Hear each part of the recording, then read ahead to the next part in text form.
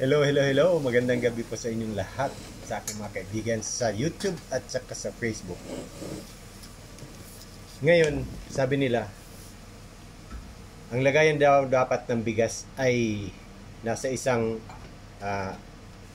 aluminum ba yun? Or lata. Nasa isang lata or stainless na lagayan. Hindi ko alam. Kasi baka swerte ba sa buhay yun or ano. Kasi ang lagay namin dito nasa isang plastic, yung empty can ng biskwit. Ngayon sa probinsya naman, mula pagkabata ko naman hanggang sa lumaki ako, ang lagay namin ng bigas is nasa lata ng biskwit, so hindi plastic. Pero hindi rin naman kami umasenso sa buhay.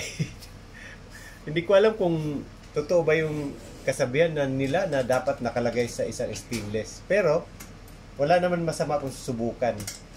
Mahirap talaga yung papaniwala sa sabi-sabi. Walang bait sa sarili. Pero anong nangyari? Bumili rin ako ito.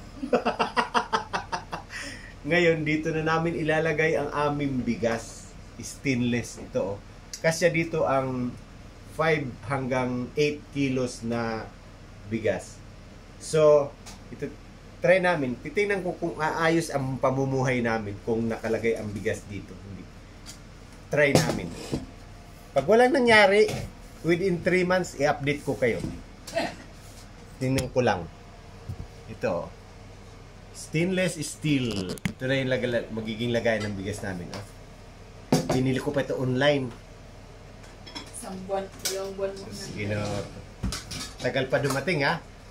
Ngayon, itatry. Dito na namin ilalagay ang bigas.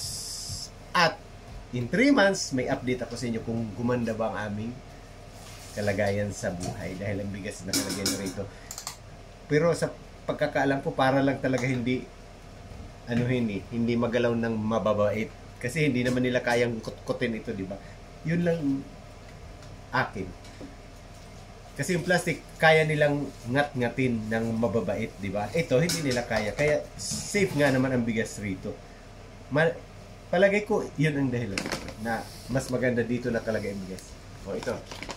5 kilo ito, ah. Dito na namin ilalagay ko ang bigas.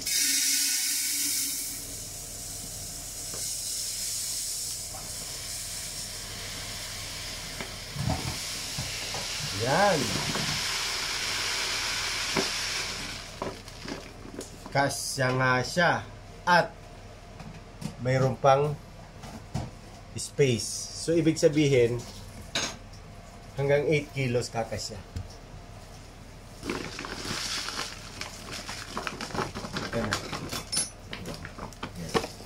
5 kilos kasi ang laman ng bag na yun.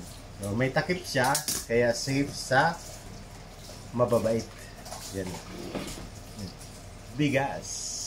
Yun lang po. After 3 months, update ko kayo kung gumanda na ba ang aming buhay o hindi pa.